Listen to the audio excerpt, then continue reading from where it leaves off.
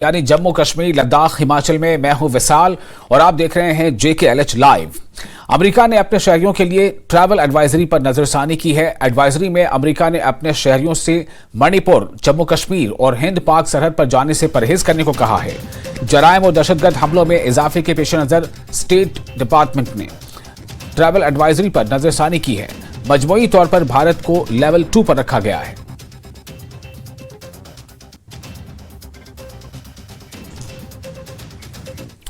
और national conference के नायब सदर उमर अब्दुल्ला ने अमेरिका की ट्रैवल एडवाइजरी पर रद्द-ए-अमल जाहिर करते हुए ट्वीट किया है। उन्होंने लिखा है कि एडवाइजरी में दहशतगर्द हमलों और छिटपुट तशद्दुद की वाकयात का हवाला दिया गया है। नए कश्मीर के लिए सब कुछ किया गया। हालात मामूल पर होने की बात कही गई। अमन अमान के क़याम और सयाहत के फरोग की बात कही गई। श्रीनगर में G20 के इनेकाद की बात भी कही गई। इसके बावजूद जम्मू कश्मीर अमरीकी स्टेट महकमे की सफरी एडवाइजरी का हदफ बना। नरेंद्र मोदी हुकूमत कुछ भी बदल नहीं सकी। उमर अब्दुल्ला ने अपनी एक्स की पोस्ट में इन बातों का जिक्र किया।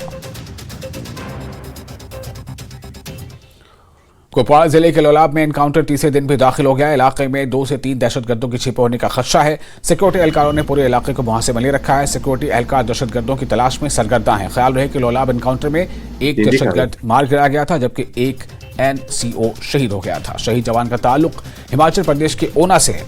आज उनकी आखिरी रस्मात पूरे एजाज के साथ उनके आबाई वतन में अदा की जाएगी।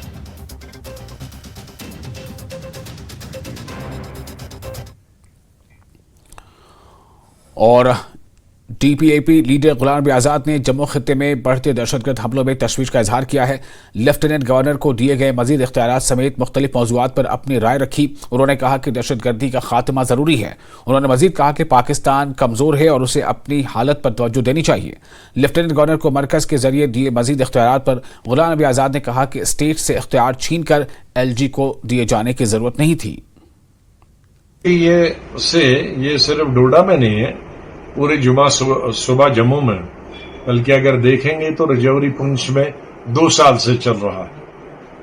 और अभी 1-2 महीने से, चाहे वो रजौरी पुंछ हो, चाहे वो कठवा हो, सांबा हो, चाहे वो डोडा हो, चिनाब वैली के दूसरे हिस्से हों, उन तमाम जगहों पे होता है। और अभी 1-2 दिन से तो अभी कश्मीर में भी शुरू हो गया। इसलिए जो कदम सरकार वो उठा रही है मिलिटेंसी को खत्म करने के लिए, उसमें तो एक अच्छा कदम है, वो रियासत की बहबूदी के लिए। अब पड़ोसी मुल्क उसको समझना चाहिए कि इस वक्त उनकी ताकत हिंदुस्तान के मुकाबले में 0 है। पाकिस्तान जब मजबूत था, उसके बाद भी पाकिस्तान के 2 टुकड़े हुए, उसके बाद भी हर लड़ाई पाकिस्तान हार गया। और आज मेरे ख्याल में पाकिस्तान सबसे कमजोर है, सियासी तौर पर भी, पॉलिटिकली भी, आपसी लड़ाई में भी, लीडरशिप की लड़ाई में भी। जीतता एक पार्टी है और हुकूमत दूसरी पार्टी बनाती है। और इक्तिसादी पॉलिसी, किस तरह से कुछ महीने पहले तक लड़ाई होती थी, दूध पर लड़ाई, खाने पर लड़ाई, चावल पर लड़ाई, चीनी पे लड़ाई। तो ऐसे हालात में पाकिस्तान को चाहिए कि अपने मुल्क की तरफ ध्यान दे, मुल्क के लोगों की तरफ ध्यान दे, मुल्क की माशी हालात की तरफ ध्यान दे। उनके वहां ज्यादा से ज्यादा अनाज पैदा हो, ज्यादा से ज्यादा तेल पैदा हो, दूध पैदा हो। लोगों की बहबूदी के लिए सोचना चाहिए, बजाय कि इधर जम्मू कश्मीर में मिलिटेंट भेजने से हमारा भी नुकसान, कश्मीर का, और अपना भी नुकसान करना। चुने हुए नुमाइंदे होने चाहिए, इलेक्टेड नुमाइंदे होने चाहिए। लोगों के चुने हुए नुमाइंदा होना जरूरी है, क्योंकि आज किसके पास जाएं लोग? जो 14 साल पहले नुमाइंदे चुने थे, उनको तो खत्म किया गवर्नमेंट ने। तो आज 6 साल 7 साल से तो बगैर, तो इतना कश्मीर की आवाम, जम्मू कश्मीर की आवाम तमाम हिंदू मुसलमान बगैर नुमाइंदगी के, तो बगैर नुमाइंदे के इस रियासत की तरक्की कैसे हो सकती है? रियासत के आम को कौन देख सकता है? उनकी दादो फरियाद कौन सुन सकता है? और कठुआ में बैक टू रिहैबिलिटेशन सेंटर के एहलकारों ने एक नौजवान को ज़दोकोब किया, जिसके नतीजे में नौजवान की मौत हो गई। नौजवान की शनाख्त कुलवंत की हैसियत से हुई है। वो नशा छुड़वाने के लिए सेंटर आया था, जहां सेंटर के एहलकारों ने उसके साथ मारपीट की। मुलजमीन फरार हैं। पुलिस मामले की जांच कर रही है। मुतासरीन ने मुलजमीन के खिलाफ सख्त कार्रवाई का मुतालबा किया है।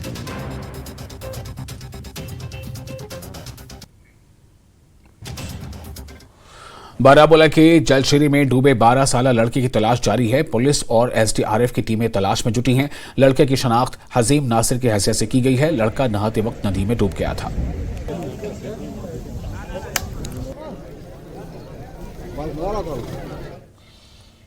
करगिल विजय दिवस की तैयारियां जोरों पर है। कल ईदी तकरीब में वज़ीर आज़म नरेंद्र मोदी शिरकत करेंगे। वज़ीर आज़म नरेंद्र मोदी कल द्रास में वॉर मेमोरियल पर गुलहाए अकीदत पेश करेंगे। लद्दाख के लेफ्टिनेंट गवर्नर BD मिश्रा खुद तकरीब की तैयारियों का जायजा ले रहे हैं।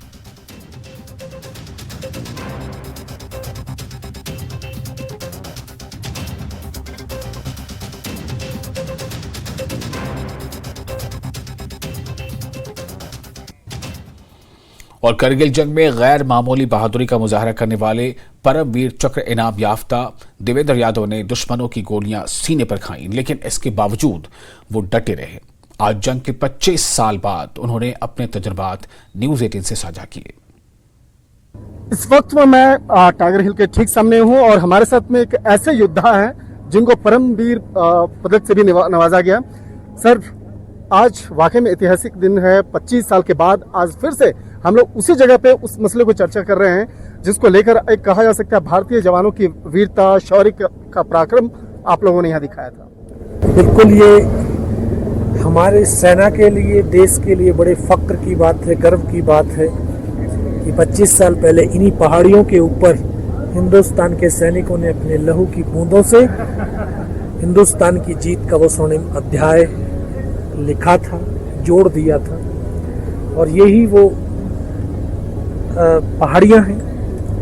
इतनी आप देख सकते हैं कि कितनी दुर्गम पहाड़ियाँ हैं। यहाँ चढ़ना बड़ा मुश्किल था, ऑक्सीजन नहीं थी, लेकिन हिंदुस्तान के सैनिक कंधे से कंधा और कदम से कदम मिला करके इन पहाड़ियों पर चढ़े, लड़े और एक जीत को सुनिश्चित किया, भारत को एक गौरवान्वित महसूस कराने का अवसर प्रदान किया। सर, मैं कुछ पर्सनल किस्से सुनना चाहता हूँ जो आपके साथ में हैं, जिसके चलते आपको परमवीर पदक से भी नवाजा गया।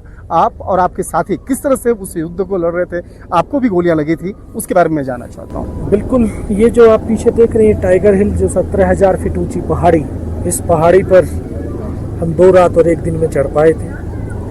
और तीसरी रात का तो वो मंजर ऐसा था कि जिसको आज भी जब याद करता हूँ तो आंखों से अश्रु आते हैं। या साथियों की याद आती है कि 2 रात और 1 दिन साथ साथ चलने के बाद तीसरी रात सिर्फ हम 7 जवान ऊपर चढ़ पाए थे। 5 घंटे का भीषण युद्ध हुआ और अपने एक एक साथी को अपने आंखों के सामने शहीद होते हुए देखा। मुझे वो पल याद है कि जब मैं सर से लेकर के पैर तक लहू लुहान था, नाक से खून की धार बह रही थी। कितनी गोलियां लगी थी? 17 बुलेट। 17 बुलेट्स आपके बॉडी में? यस। तो वो साथी मुझे फर्स्ट एड करने लगा था। ऐसे बैठा था ठीक सामने, उसको यहाँ पे गोली लगती है, इधर से उसका सर निकलता है। बगल में बैठा साथी, उसको सीने में गोलियां लगती हैं, उसके फेफड़ों से खून निकलता। हम सब फिल्मों में देखते हैं कि गर्दनें कटती हैं और धड़ चलते हैं। मैंने उस पल को जिया है। मैंने पल को देखा है कि एक साथी हमारी हेल्प के लिए आगे बढ़ता है, वहीं पर पाकिस्तानी आर्टिलरी का बम गिरता है, उसकी यहाँ से गर्दन कट जाती है और चारों तरफ खून की बौछारें बिना सर के वो धड़ 2 कदम चले के गिर गए। मैं देख रहा था, लेकिन हाथों से बंदूक नहीं छूटी थी। दूसरे साथी के दोनों हाथ दोनों पैर कट गए। इस तरह से एक एक करके तमाम साथी शहीद हुए, लेकिन फिर भी हिम्मत नहीं हारी। 19 साल का ये लड़का, 2 साल की सर्विस,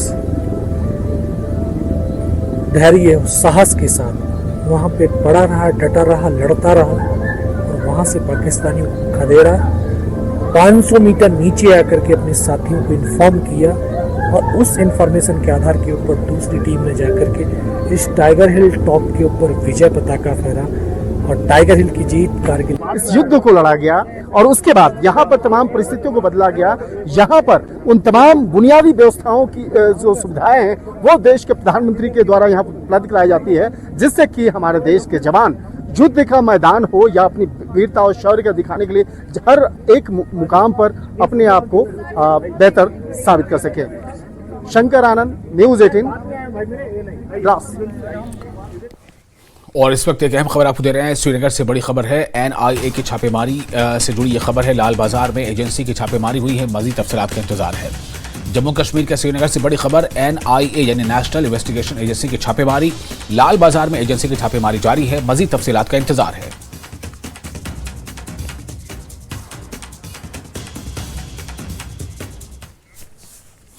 करगिल युद्ध में वीरता के लिए वीर चक्र हासिल करने वाले नायब सूबेदार पोस्ट पर रहे मेहर सिंह ने जब 6 पाकिस्तानी मारे तो कैप्टन बत्रा बोले, ये दिल मांगे मोर। टाइगर हिल्स के ग्राउंड जीरो से सुनते हैं उसी वीर जवान की जुबानी पूरी कहानी। इस वक्त मैं टाइगर हिल के ठीक सामने हूं और बात करते हैं कि ऐसे योद्धा से जो कारगिल युद्ध में जिनकी वीरता और शौर्य के बारे में जिनको जाना जाता है। मेहर सिंह साहब, मैं सबसे पहले जानना चाहता हूं आप कहाँ के रहने वाले हो, और जिस तरह से इस युद्ध की अगर बात करें तो बहुत सारी कहानियां आप में छुपी हुई हैं। कैसे गांव से निकल के आप बाहर आए और उसके बाद फिर भारतीय सेना में आए, उसके बाद जिस तरह से इस युद्ध की को आपने देखा होगा, आज भी 25 साल के बाद उसको याद करते होंगे, निश्चित तौर पे आपके रोंगटे जो है वो खड़े हो जाते होंगे। इसको आप अपने शब्दों में बताइए। रहने वाला मैं डिस्ट्रिक्ट मंडी हिमाचल प्रदेश से हूँ। गलूलोट मेरा गांव है और बाकी जो है मैं 13 जैक से बिलोंग करता हूँ। मेरी पलटन कोच है जो 99 CIT सिटी सोपर से यहाँ पे ऑपरेशन में मैं भाग लेने का सौभाग्य प्राप्त हुआ। तो उस दौरान मेरे को ये .540 पे, कौन सा .540 जो कि अभी गन हिल के नाम से जाना जाता है, इस पर कब्जा करने का टास्क दिया गया था। तो यहाँ पे मैं बत्रा साहब के साथ था और यहाँ पर हमने बिल्कुल सेफ ऑपरेशन किया था, इसको अपने कब्जे में लिया था। तो यहाँ पर बत्रा साहब ने सक्सेस सिग्नल दिया था कमान अधिकारी लेफ्टिनेंट कर्नल बाइकी जोशी साहब को, ये दिल मांगे मोर। अच्छा, ये दिल मांगे मोर वाली जो बात है यही सी लोकेशन बिल्कुल .540 से, ठीक है। तो इस सफलता को देखते हुए हमें तुरंत दूसरा टास्क दिया गया .4875 जो कि मास्को वैली में है। ओके। तो यहाँ पे साहब की शहादत हुई थी इस 7 जुलाई को। तो साहब को मनोप्रांत जो है परमवीर चक्र से नवाजा गया था बत्रा साहब को। उसके बाद फिर हमारा खून खोल गया और हमने तुरंत जो है दुश्मन की इंट से इंट बजाने का निर्णय ले लिया और लेजेरी को अपने कब्जे में लिया। तो यहाँ पे बिल्कुल हमने एक ऑफिसर, एक 14 जवानों को उनके मार गिराया था और भारी मात्रा में हथियार सामान भी लिया। जो आपके जय घोष हैं, जी साहब, जय घोष को किनारे को जिस तरह से आप बोल करके जो आप लोग आगे बढ़े, तो उस वक्त की जो बातें हैं मैं उसको समझना चाहता हूं कि उस वक्त में आपके साथी जितने थे, किस तरह से उनके अंदर में ऊर्जा का संचार हो रहा था, किस तरह से था कि आज आर या पार। बिल्कुल, तो वो उसको मैं सुनना चाहता हूँ। बिल्कुल, उस टाइम हम दुर्गे माता का नारा पुकारते हैं और जैसे हम दुर्गे माता का नारा पुकारते हैं तो हमारे में कुदरती जो है एनर्जी आ जाती है और हमने तुरंत जो दुश्मन के ऊपर धावा बोला और दुश्मन के सैनिकों को मौत के घाट उतार दिया। बत्रा साहब की जो बातें हैं, ये दिल मांगे मोर, और जिस तरह से आज भी बत्रा हिल्स ठीक हमारे पीछे है। जी बिल्कुल। तो कैसे पूरा मैनेज हो रहा था, किस तरह से वो आप लोग कहते हैं कि बोफोर्स तोपे की जो आवाज़ जो है वहाँ तक आवाज़ पहुँच रही थी, किस तरह से डर जो है, डर तो हालांकि हमारे भारतीय जानमान में है नहीं, वो पाकिस्तानी डर के भाग रहे होंगे, और किस तरह से आप लोग ऊपर पहुँचे, तो वो जो दृश्य है उसके बारे में बताइए। ये आप देख ही सकते हैं, यहाँ दुर्गम पहाड़ियाँ थी, यहाँ पर चढ़ना जो अंत मुश्किल था, पर जो है हमें बहुत जोश था क्योंकि दुश्मन हमारी मातृभूमि में घुस आया था, इसलिए उनको इस जगह से देना हमारे लिए अत्यंत जरूरी था। और हमने जो है लगातार ऊपर चढ़ना स्टार्ट किया और दुर्गम पहाड़ी थी, बर्फीली थी, ऑक्सीजन की कमी थी, पर लेकिन हमें बहुत जोश था और हम लगातार ऊपर चढ़ते जा रहे थे। और यहाँ पे बत्रा साहब ने कहा था कि वो आज वह मौका आ गया है जिसका कि हमें इंतजार है, अगर मातृभूमि की हमें रक्षा के लिए हमें खून का बलिदान देना पड़े तो हम पीछे नहीं हटेंगे। तो वही हम लगातार चढ़े और जो 20 जून को हमने .540 को अपने कब्जे में ले लिया। हिमाचल की बात करें, वो देवभूमि भी है, वीरों की भूमि भी है। तो बत्रा साहब के साथ में जो काम करने का तजुर्बा है, जो ये आपको मिला जी, उसको आप कैसे बताना चाहेंगे? बत्रा साहब के साथ ही वो एक तो कम उम्र के जोशीले ऑफिसर थे और जो भी उनको टास्क दिया जाता था वो बेखूबी निभाते थे और उनके साथ जो काम करने का हमें बहुत ही ज़्यादा मज़ा आ रहा था और जोश एनर्जी लगातार बढ़ती जा रही थी। निश्चित तौर पे मुझे भी आपसे बात करके बहुत अच्छा लग रहा है, खुशी हो रही है। और जिस तरह से अगर बात करें तो जिस तरह से इस इलाके की बात करें, तो जिस तरह से टाइगर हिल की बात करें या बत्रा टॉप की बात करें, ठीक हमारे पीछे बत्रा टॉप हिल्स हैं और ठीक पीछे जो आप देख रहे हैं, इन्हीं इलाकों में जो तोप की जो गोलियां, जब तोप की जो आवाज़ है, जो तोप की जो गोले हैं जब छोड़े जाते थे, तो इस पूरे इलाके में उस गुंज जो है वो सुनाई पड़ती थी। निश्चित तौर पे कह सकते हैं कि भारतीय जवानों की जो आवाज़ है, जो भारतीय जवानों की जो वीरता और शौर्य है, उसको आज तक भी पाकिस्तान कभी भूल नहीं सकता। शंकर आनंद, न्यूज़ 18, कारगिल। और फिलहाल एक छोटा सा ब्रेक लेते हैं, ब्रेक के बाद खबरों का सिलसिला जारी रहेगा।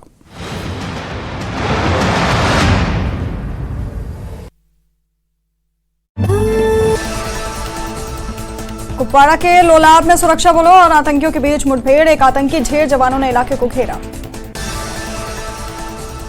कुपवाड़ा में शहीद हुए सेना के जवान दिलावर खान का अंतिम संस्कार आज उनके पैतृक गांव में किया जाएगा। एलजी मनोज सिन्हा ने दी श्रद्धांजलि। गुलाम नबी आजाद ने जम्मू में बढ़ते आतंकी हमलों पर की बात, उन्होंने कहा कि आतंकवाद का खात्मा जरूरी है। करगिल विजय दिवस की तैयारियां जोरों पर, प्रधानमंत्री नरेंद्र मोदी कल समारोह में होंगे शामिल। करगिल विजय दिवस के अवसर पर पुंछ में रन फॉर यूनिटी का आयोजन किया गया, बड़ी संख्या में लोग हुए शामिल। जम्मू कश्मीर में पर्यटन क्षेत्र तेजी से विकसित हो रहा है, आयुक्त सचिव पर्यटन यशा मुगल का बयान, पिछले साल की तुलना में इस साल अधिक पर्यटकों के आने की उम्मीद।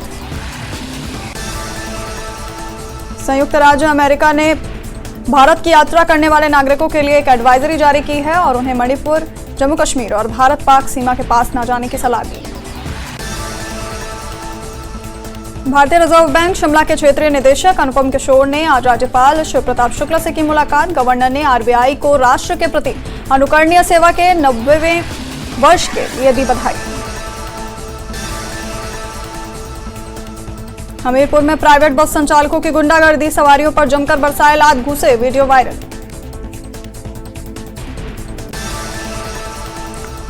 गोंडा में ड्रोन जैसी चीज खेत में गिरी, चॉपर के जैसी है बनावट, जांच में जुटी पुलिस, भूलभुलिया गांव का मामला। वाराणसी में सराफा कारोबारी से 42 लाख की लूट के मामले में चौंकाने वाला खुलासा, चौकी इंचार्ज ने ही रची थी साजिश, सीसीटीवी से हुआ खुलासा, दरोगा समेत 3 गिरफ्तार।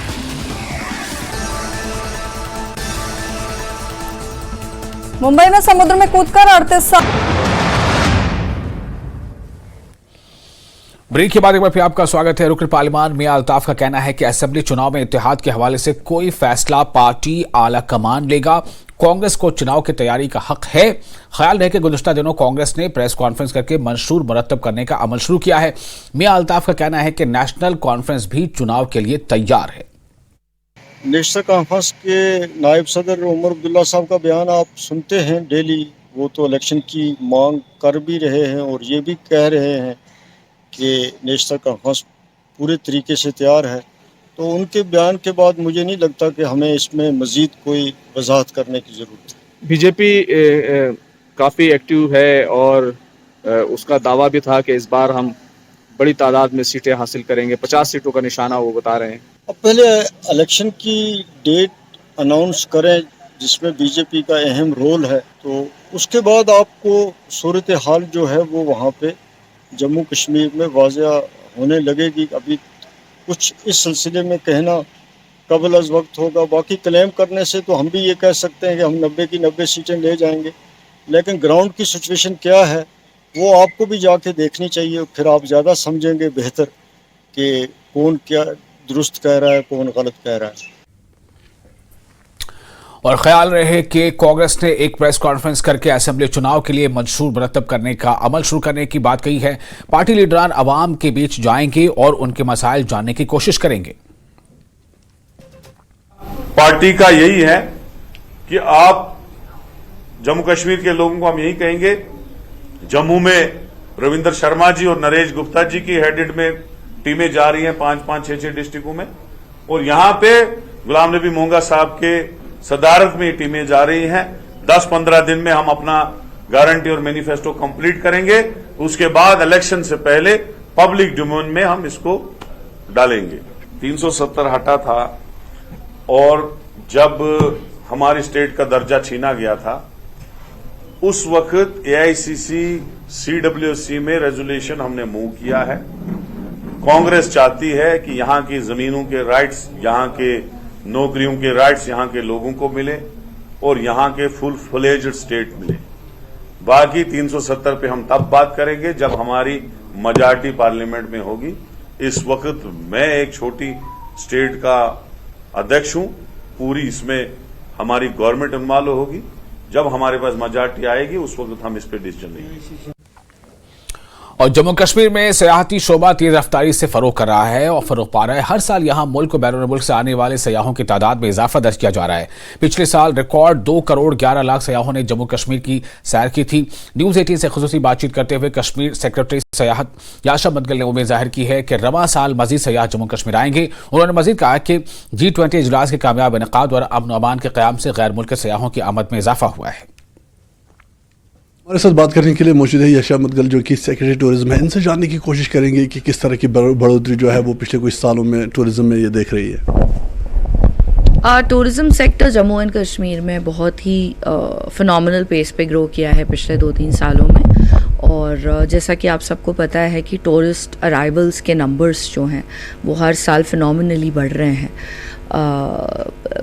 Last year 2 crore 11 lakh tourist visits जो हैं वो जम्मू कश्मीर में रिकॉर्ड की गई थी। So it's very clear that Jammu and Kashmir is gaining a lot of popularity as a prominent tourism destination. और जो ट्रेंड मैं देख रही हूँ, हर तरीके का टूरिज्म जो है वो यहाँ पे पसंद किया जा रहा है। हर तरीके का टूरिस्ट यहाँ पे आ रहा है, चाहे वो पिलग्रिम टूरिस्ट हो, चाहे वो एडवेंचर एंथुजियास्ट हो जो ट्रैकिंग और उस तरीके के इवेंट्स के लिए आना चाहता हो, चाहे वो स्पोर्ट्स टूरिस्ट हो जो गोल्फ खेलने के लिए या और एडवेंचर स्पोर्ट्स एक्टिविटीज़ एक्सप्लोर करना चाहता हो, चाहे वो लेजर टूरिस्ट हो जो कश्मीर के और जम्मू के ब्यूटीफुल लैंडस्केप्स को एंजॉय करना चाहते हैं। तो हर तरीके का जो टूरिज़्म है, निश टूरिज़्म, वो यहाँ पे प्रमोट हो रहा है और हर तरीके के टूरिस्ट यहाँ पे आ रहे हैं। इस तरह से हमने देखा है कि पिछले कुछ सालों में जो फॉरेन टूरिस्ट अराइवल्स है उनमें एक इजाफा देखने को मिल रहा है। इसमें कितना इजाफा हुआ है और क्या ये G20 के सफल जो यहाँ पे इवेंट, वो सक्सेसफुल इवेंट हुआ है, उसकी वजह से हुआ है? इसके कई कारण हैं। जो सिक्योरिटी सिनेरियो JNK का इतना इम्प्रूव्ड है और जो एक बहुत ही पॉजिटिव और पीसफुल एनवायरनमेंट यहाँ पे अब प्रिवेल कर रहा है, इसका एक कारण वो है। और लास्ट ईयर G20 के बाद से डेफिनेटली और ज़्यादा इम्प्रूवमेंट हुआ है। 300% इंक्रीज़ जो है, 300% increase in tourist arrivals year on year हो रहा है। And last year 55,000 foreign tourist, 55,000 of different nationalities यहाँ पे आए और सभी डेस्टिनेशंस पे आए। ऐसा नहीं है कि सिर्फ कश्मीर में आए या सिर्फ गुलमर्ग में आए। They visited Pahalgam, they visited Gulmarg, they visited a lot of scenic spots in Jammu. इसके अलावा I have been approached by the world river rafting federation. जो रिवर राफ्टिंग का वर्ल्ड कप होता है वो चाहते हैं कि वो जम्मू कश्मीर में ऑर्गेनाइज करें। तो मैं ये कह रही हूँ कि जो पॉपुलैरिटी है JNK की, हम तो प्रमोट करते ही हैं, लेकिन JNK टूरिज्म मैप पे सेल्फ प्रोपोगेट इतना ज़्यादा हो रहा है and it is being considered such a beautiful and safe destination that everybody wants to visit this place for its natural beauty and for all kinds of adventure and sports activities. Tourism को किस तरह देख रहे हैं? सो religious tourism को बढ़ावा हर साल मिलता ही है। यहाँ पे बहुत सारी यात्राएं हैं जो बहुत दुर्गम स्थलों पे होती हैं। अभी श्री अमरनाथ जी की यात्रा जो है वो चल रही है और हर साल वहाँ पे जो पिलग्रिम्स विजिट करते हैं उनका नंबर बढ़ता जा रहा है। Last to last year 4 lakh था, लास्ट ईयर वो 4.5 लाख के करीब हुआ। इस बार हमें लगता है वो 5 से 6 लाख के बीच में होगा। हर बार टूरिस्ट अराइवल्स का वहाँ पे भी नंबर बढ़ता है। श्री माता वैष्णो देवी आप जानते ही हैं, 95 लाख पिलग्रिम्स जो हैं वो श्री माता वैष्णो देवी के दर्शन के लिए लास्ट ईयर यहाँ पे आए। सो मैं यही कहना चाहती हूँ कि जो डोमेस्टिक टूरिस्ट हैं उनके लिए भी बहुत सारे पिलग्रिम स्पॉट्स यहाँ पे हैं जो फेमस हैं, और जो यहाँ से JNK से बाहर के लोग जो हैं वो भी हमारे जो पिलग्रिम स्पॉट्स हैं उनको विजिट कर रहे हैं. So pilgrimage tourism is also a very very big tourism sector for the whole of JNK. 75 जो ऑफ बीट टूरिज्म डेस्टिनेशंस हैं उन पे लगातार काम चल रहा है. 75 डेस्टिनेशंस डेवलप करने में नेचुरली कुछ समय लगेगा. लास्ट ईयर या लास्ट ईयर ये आइडेंटिफाई हुए थे और हर साल इनमें कुछ ना कुछ हम एडिशंस करते हैं. इस बार हम फोकस्ड वे में 8 डेस्टिनेशंस जो जम्मू कश्मीर की हैं वो सिलेक्ट हमने करी हैं for funding from world bank and MOT as a special case, क्योंकि हम चाहते हैं कि जो हमारी मेन स्ट्रीम डेस्टिनेशंस हैं उन पे फुटफॉल और जो प्रेशर है टूरिस्ट का वो कम हो, ताकि हमारा टूरिज़्म सस्टेनेबल रहे और लॉन्ग टर्म के लिए हमारी वो डेस्टिनेशंस प्रोटेक्टेड रहें. तो उस पर भी बहुत तेज़ी से काम हो रहा है और आप देखेंगे आने वाले समय में एक बहुत ही प्लान्ड तरीके से बाकी डेस्टिनेशंस डेवलप की जाएंगी. इनफैक्ट 2-3 डेस्टिनेशंस बहुत ही अपकमिंग हैं, जैसे कि Bhaderwah in Jammu is a very upcoming destination. Bhaderwah का फुटफॉल फिनोमिनली बढ़ रहा है. रंजीत सागर डैम जो कठुआ में है उस पे भी फुटफॉल बहुत तेज़ी से बढ़ रहा है. तो ऑफ बीट डेस्टिनेशंस पे भी काम हो रहा है.